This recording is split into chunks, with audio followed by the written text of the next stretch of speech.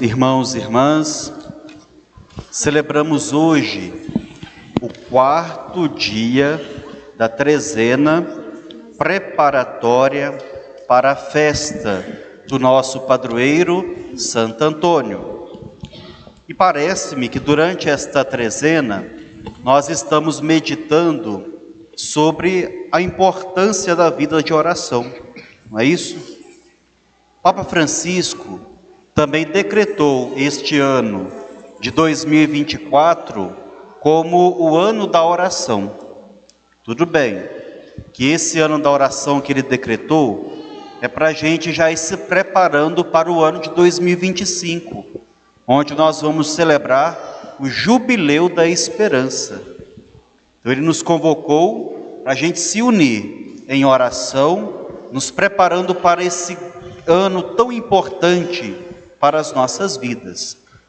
Mas ao mesmo tempo, nós meditamos que a oração é de suma importância para todos nós.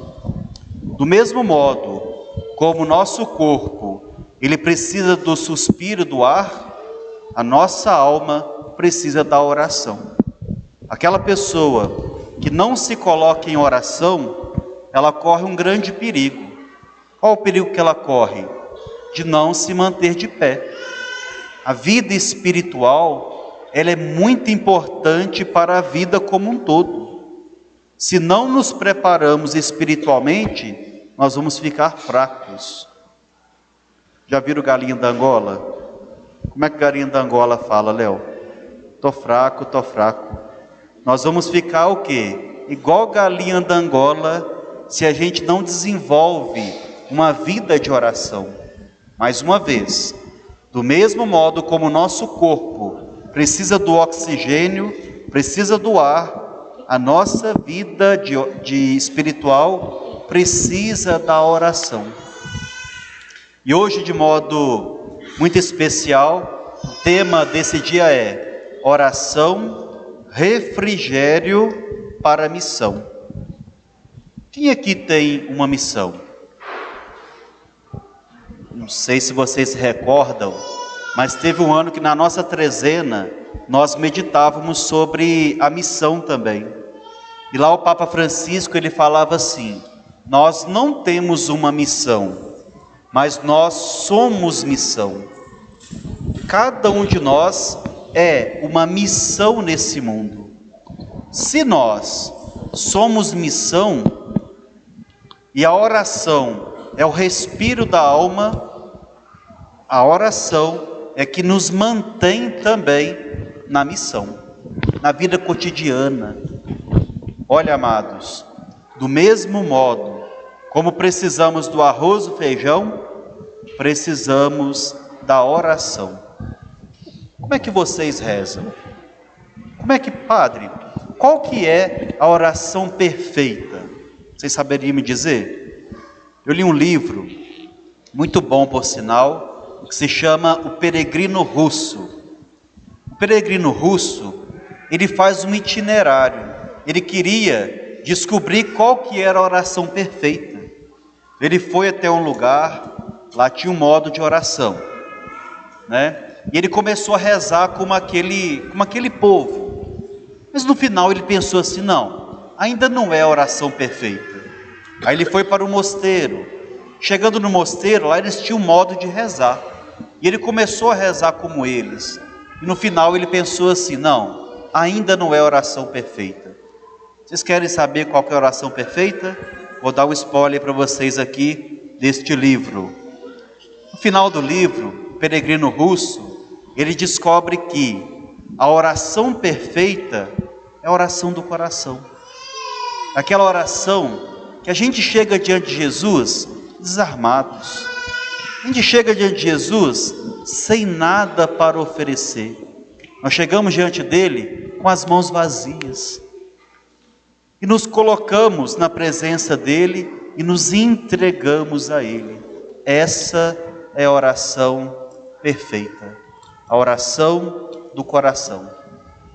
Recentemente o Papa Francisco ele até dizia assim: você chega diante de Jesus, lá no sacrário, e fala assim: oi Jesus, eu estou aqui.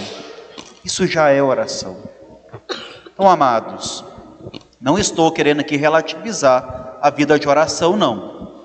Mas eu estou querendo dizer o seguinte: quando nós nos colocamos na presença de Deus, de modo simples, de modo humilde, aquilo que a gente fala para Ele que brota do nosso coração é oração perfeita. Não precisa de grandes palavras. Tem gente que não reza porque fala assim: ah, padre, eu não sei rezar. Na verdade, porque não sabe falar bonito, não é? E a gente acha que rezar é falar bonito. Não. A oração de verdade é aquela que brota do profundo, do mais íntimo de nós. Você pode rezar do seu jeito. Reza da sua forma. Reza como Deus te pede. Mas não deixe de rezar. A grande questão é essa: nunca deixar de rezar. Vocês ficam sem arroz e feijão? Fica. Não, padre, os homens sobretudo, né? Eu não como sem feijão. Não é assim? Do mesmo modo, não podemos ficar sem oração. É a oração que nos mantém de pé. Se queremos realizar uma missão e realizar perfeitamente a nossa missão, em primeiro lugar, vida de oração. Sem ela, nada somos, nada podemos. Nós não damos passos. Levantou de manhã, não fica esperando não. Tem gente que fica só empurrando com a barriga, né? Acorda de manhã, daqui a pouco eu rezo. Aí vai mexer no celular, aí vai fazer café, daqui a pouco eu rezo. Quando pensa que não rezou, não é? Já passou. Então, primeira coisa que a gente tem que fazer quando a gente acordar, ao invés de já ir no celular para ver as notícias do dia a dia, né? Vamos fazer a nossa oração. Monsenhor Jonas Abib nos ensinava aquela oração tão bonita, né? Bom dia, Espírito Santo. O que nós vamos fazer juntos hoje? Não é isso? Então, amados, precisamos aprender com muita humildade e simplicidade, nos colocar sempre na presença de Deus em atitude de oração e rezar do nosso jeito. Olha, li um livro há pouco tempo que se chama O Monge que Vendeu Sua Ferrari. Muito bom esse livro. Coloca também, Dilane, na sua prateleira para leitura lá. O Monge que Vendeu Sua Ferrari. E lá o monge ele diz o seguinte: o modo como a gente acorda e a primeira coisa que a gente faz vai ditar como que vai ser o nosso dia. Então, se você já acorda e mão no celular, o seu dia ele vai ser tão atribulado como aquilo que você vê nas notícias, no WhatsApp e por aí vai. Agora, se você acorda e já se coloca em prontidão como sentinela, rezando, invocando o Espírito Santo sobre nós, o nosso dia vai ser conduzido pela graça do Espírito Santo. Eu queria deixar essa dica para vocês aqui hoje. Assim que acordar, colocar-se em oração, com humildade, com simplicidade, para que o nosso dia, a nossa missão cotidiana, seja refrigerada, sustentada, mantida pela vida de oração. Amados irmãos, hoje nós celebramos a vida de um santo, São Carlos de Luanga. Ele é o mártir, primeiro mártir da África Negra. E nós sabemos que os mártires são aqueles que entregaram a sua vida por causa do Evangelho. São aqueles que se doaram inteiramente pela causa de nosso Senhor Jesus Cristo. E hoje na oração coleta, nós rezávamos isso, né? A semente dos mártires, o sangue dos mártires, semente para os cristãos, como nos afirmou lá no início da igreja Tertuliano. O que isso nos ensina? Qual que é o proveito espiritual que nós podemos tirar da vida dos mártires? Em primeiro lugar, que nós devemos entregar a nossa vida por causa do Evangelho. Por conta do Evangelho, por causa do Evangelho, entregamos a nossa vida. E tem um santo que fala assim: que nós devemos entregar a nossa vida por grandes causas, por causas que valem a pena. O Evangelho de nosso Senhor Jesus Cristo vale não só a pena, mas vale a galinha toda, todas as penas. Então, amados, que a exemplo dos santos mártires, nós possamos também entregar a nossa vida. E o mundo hoje precisa de nós. O mundo hoje precisa do nosso testemunho. Está vendo aí tantas atrocidades acontecendo, Sobretudo Viçosa. Fico assustado como que tem acontecido algumas coisas aqui em Viçosa, assim, que há pouco tempo atrás não acontecia, O que está precisando? Do nosso testemunho. Está precisando da nossa coragem, da nossa ousadia de cristãos. Se a gente não ousa, se a gente não leva a palavra de Jesus em todos os lugares, nós vamos perder almas. Então, amados irmãos, que exemplo dos santos, nós possamos levar o Evangelho de Jesus para todos, com ousadia, com coragem e com determinação. Depois, a primeira leitura de hoje. A primeira leitura de hoje foi nos narrada por São Pedro. Vocês conhecem São Pedro? São Pedro, ele foi um dos apóstolos. E quando os apóstolos, eles escreviam esses textos, eles tinham um objetivo. Qual que era o objetivo deles? Formar comunidades cristãs, comunidades de fé. E o que Pedro hoje nos ensina? Achei muito interessante, presta atenção. Dedicai todo esforço em juntar à vossa fé a virtude o conhecimento, o autodomínio, ao autodomínio a perseverança, a piedade, o amor fraterno, e ao amor fraterno a caridade. Só a partir desse texto aqui, poderia ficar o resto da noite aqui falando, pregando, Mas eu quero destacar somente um. Aqui ele falou da caridade. A caridade, nós também podemos entendê-la como amor. Mas, então o que Pedro está querendo nos ensinar? O que ele está nos pedindo? Que nós sejamos comunidades do amor. Nós devemos viver de amor. É isso que Pedro está nos pedindo aqui.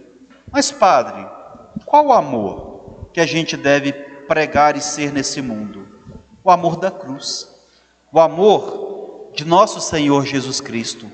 Não o amor de novela, não o amor de TikTok, não o amor de WhatsApp, não o amor de Instagram. Esse amor é passageiro.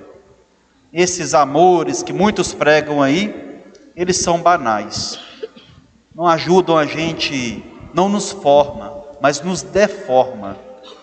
O amor que deve modelar a nossa vida é o amor da cruz. É o amor ágape. O que é esse amor ágape? É o amor incondicional. É o amor generoso. É o amor gratuito, que não depende. Eu amo, porque antes de tudo eu sou amado. E devo ser nesse mundo o quê? Amor. É isso que Pedro está nos ensinando. Aí eu pergunto para vocês, amados irmãos. Imaginem se todas as comunidades vivessem só de amor.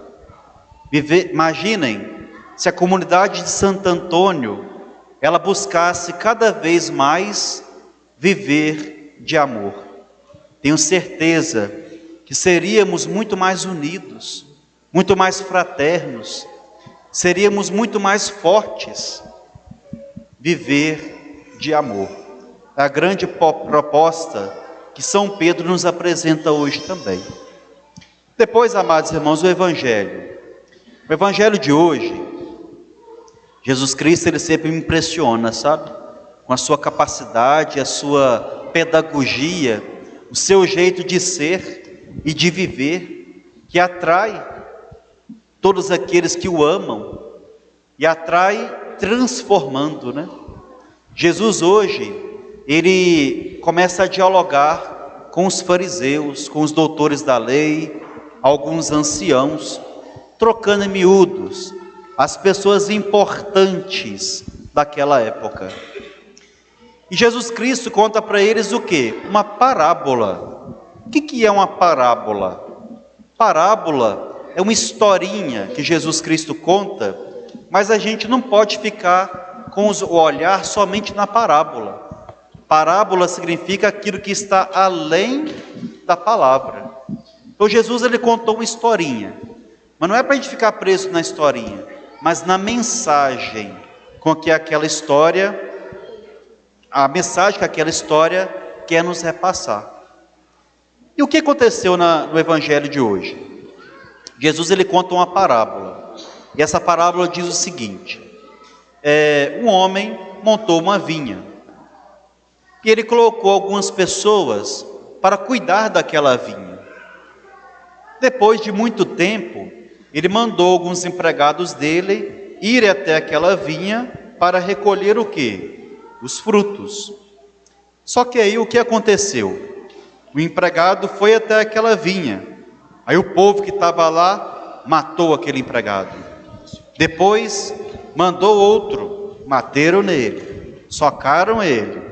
Depois mandaram outro, e outro, e outros. Todos foram expulsos da vinha. Aí o patrão pensou assim: opa, já sei o que eu vou fazer. Vou mandar o meu filho querido. Porque o meu filho, eles não vão matar não, eles vão respeitar. Mandou o filho. E o que aconteceu? Mataram o filho. Trocando em miúdos, o que essa história quer nos dizer? Ao longo da história da humanidade, Deus, ele criou a vinha.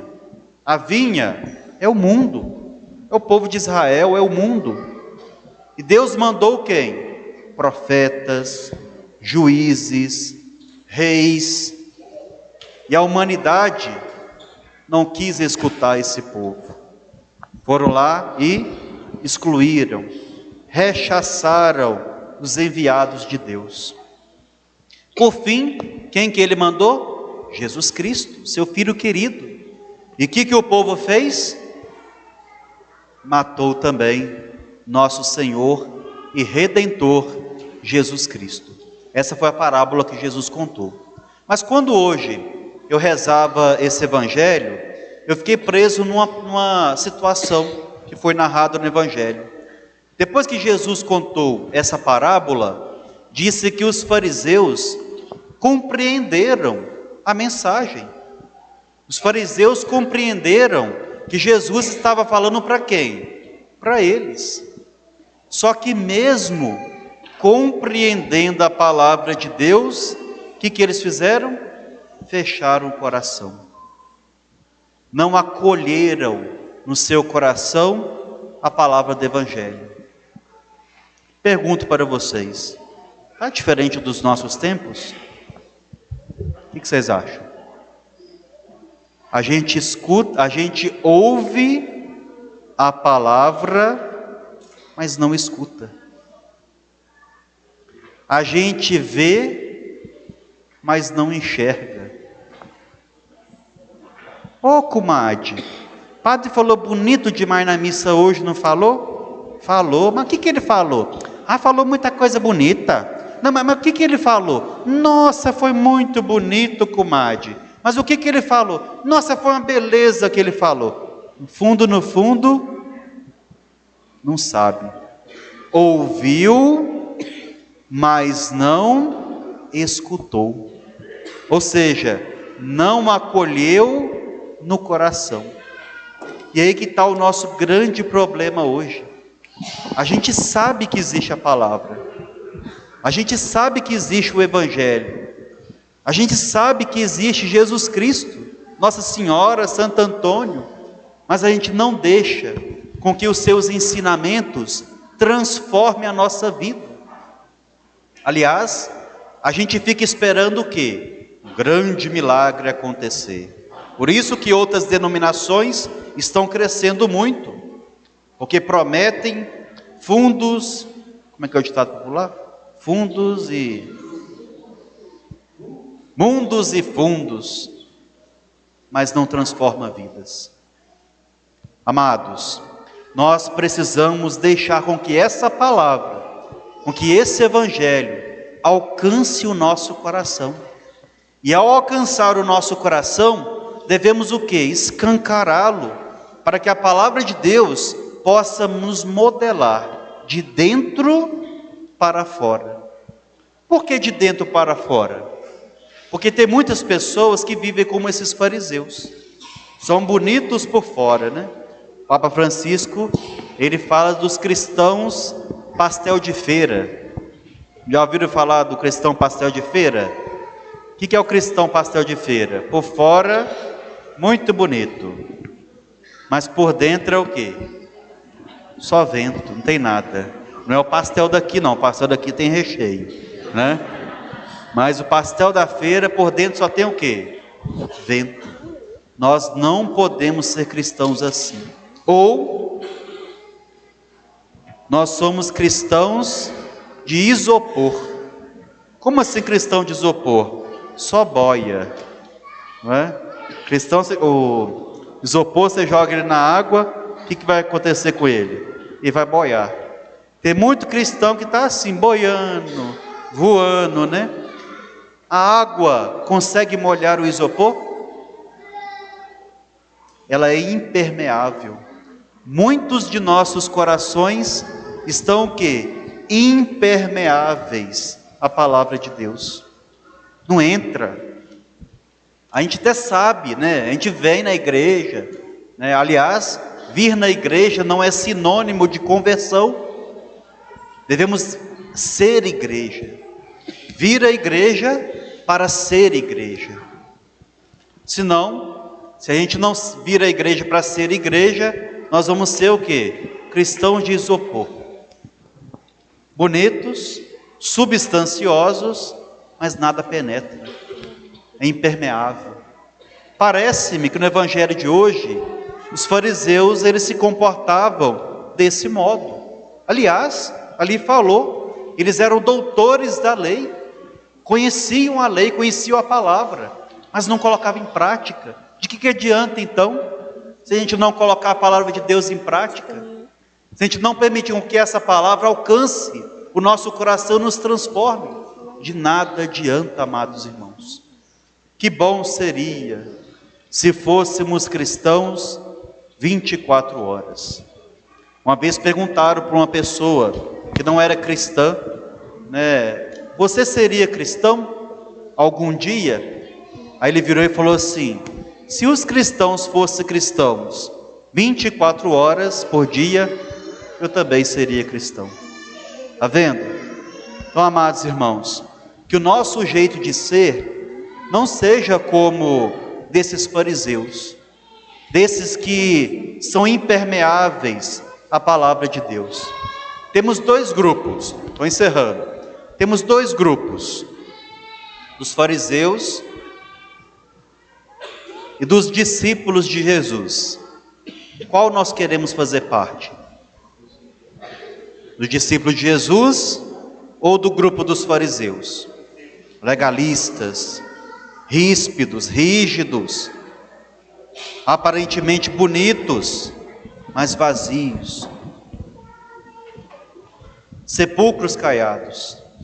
Ou queremos ser discípulos de nosso Senhor Jesus Cristo, vivendo só de amor, levando a palavra de Deus, testemunhando com a nossa vida, com coragem, com ousadia. Aliás, me lembro até que agora de Santo Antônio, nosso padroeiro, né?